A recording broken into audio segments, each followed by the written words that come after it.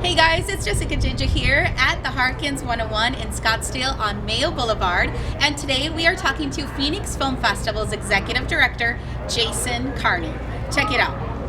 I'm the executive director of the Phoenix Film Festival and the nonprofit Phoenix Film Foundation. I've been doing this, coming up on 17 years now. The Phoenix Film Foundation is a 501c3 nonprofit, and we operate the Phoenix Film Festival, which is our biggest thing. But we also have the Arizona Student Film Festival and the International Horror and Sci-Fi Film Festival, and they both take place during the Phoenix Film Festival. And we also have a monthly screening group called the Phoenix Film Society, the Phoenix Critics Circle, which does annual awards and reviews films throughout the year. We have the, IFP Phoenix, which is our educational arm that runs our summer camps, our monthly mixers, film challenges for the local film community, and I think I may have gotten also the Peoria Film Fest, which happens in the fall. So it's we do a full year with all the different organizations part of us. We do it one way through IFP Phoenix. We're educating new filmmakers and filmmakers that are professional, giving them opportunities. And we do film challenges throughout the year for those filmmakers. And so that's a good way for the local film community to get more involved and get their films out there. But through the Phoenix Film Festival, we do a call for entries for our festival, and we get, probably about 750 different film entries from around the world. And so we kind of work our way through them, and from those 750, we end up with nearly 200 that we showcase at the festival. And it's a whole thing. And so really supporting those filmmakers and giving them an opportunity to be seen is a big deal for us. And having 11 days of the festival is with so many audience members is just a really nice way to do that. And the Peoria Film Fest lets us do the same thing. And so all these different things we do are really just about supporting independent film and getting word out there. That's amazing. Now, tell us a little bit about the different film genres. We do a huge variety of film programming. We go from comedy, romantic comedy, to heavy drama, documentaries, light documentaries, and issue-based documentaries, short films, college short films, animated short films. It's a little bit of everything, and then we get into the horror and sci-fi side of things. So it's really kind of a little something for everybody, for audiences. So, no matter your taste, you should be able to find something, and it's a good opportunity to see films before they come in theaters. So we also work, in addition to our independent film programming, we work with some studios who have art house films and films that are going to be coming out in theaters, and we give those films some prime exposure as well. And so it's a great way for audiences to not only discover new things, but also see films before they hit the theater. And so those are a couple big things you can expect. Also, we have filmmakers. A lot of these independent filmmakers, they come out for the festival and they do question and answer sessions after the films, and they just kind of generally hang out. And they're super accessible, and it's a great sense of community over those 11 days where you have filmmakers who are just glad to be here and showcasing their films and talking about them, and just excited audience members who are hoping to see the next big thing.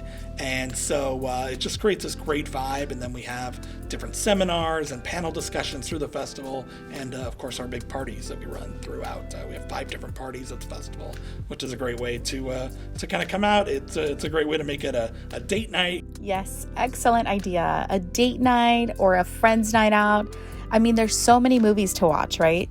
I mean, we have, I want to say 260 some odd screenings over the 11 days. So I think the most you can see is around 58 films to be able to fit it into your schedule. But there's just so much to take in over the festival.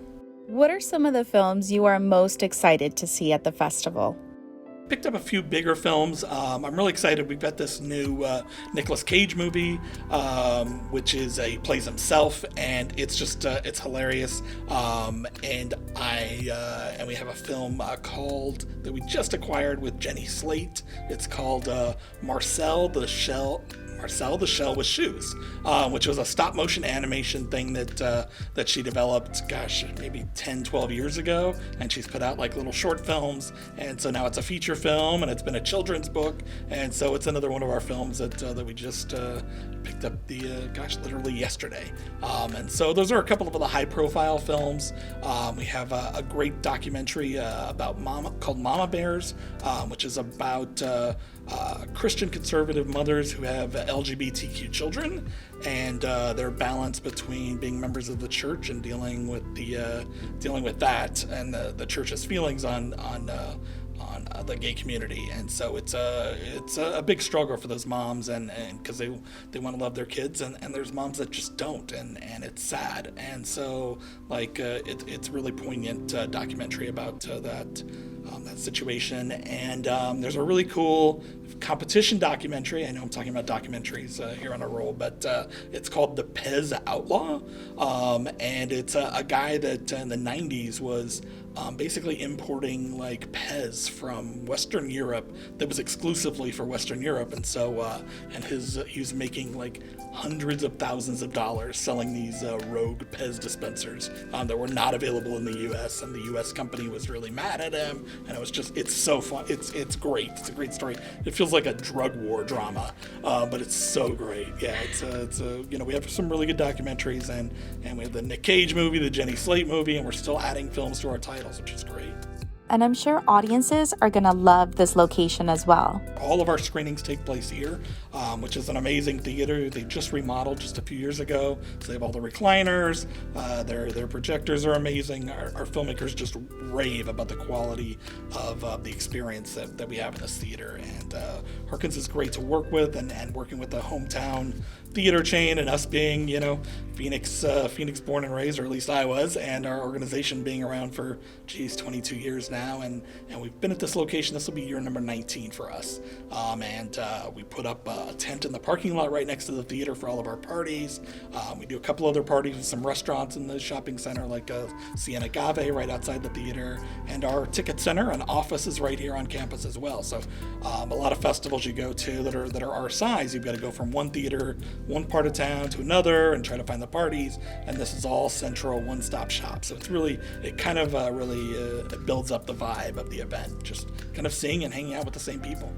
I'm already excited for all the Phoenix Film Festival events and for one of my favorite parts of movie going, which is, of course, the concession stand. But talk to us a little bit about ticket pricing and some of the guest passes available online right now. We do a few different packages. We do like a single ticket, $15. Just go to the movie and you're done. We also have a cool thing called the Flex Pass, which is 4 movies for the price of 3. And then from there you have a Super Flex Pass, which is a 10 ticket package. And then the full Festival Pass, which is like your movie buffet, where you can see like over 50 screenings with this Festival Pass, if you can make it work. And then we have the Ultimate Pass, the VIP Pass, that gets you some special events and some exclusives. And then finally our Platinum Pass, which is just like the VIP Pass, but it gets you into opening night, which is a really great event. We work with about 10 different restaurants, and they do a sampling, and we have a whole cocktail party, and then we go and watch the big film on opening night. So there's a lot of really cool things happening. That sounds like so much fun already. And how is the merch coming along? We do merch every year, and so we've got some of our past merch pieces out there, but we got a whole new batch coming in any day now. So we're excited what we've done, what our artists have done with the poster work and the merchandise, and so we're really excited to get that out there in the next 2 weeks or so. And how does the design process look like? We brainstorm. We have 5 different artists, and we kind of come up with ideas. And our whole idea is we have this mascot camera head, and we insert him into like classic movie posters. And so we brainstorm and kind of come up with iconic posters, and then the designers naturally pick what they think they'll really like to work on and what they'll enjoy. And from there, they have free reign. And it's a matter of getting that key information on there, of course. But other than that, we want them to be creative and make it fun, and every year they deliver, and Marty, who's our art director, just takes it from there. He works with all the designs the other artists get him, and he just runs with it. And before we wrap up, what is your favorite part about what you do? You know, it's giving audiences the opportunity to see films they might not otherwise have a chance to see, and then also bringing the filmmakers into that, and filmmakers pairing up with filmmakers with the audience is just, you know, such a great feeling, and you know, that excitement from the filmmakers, the excitement from the audience is just a great combination.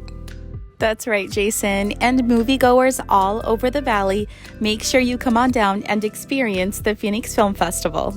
March 31st is our big opening night, and then we're running films for the next 10 days after that. We take over half of the theater, and it's a really great experience.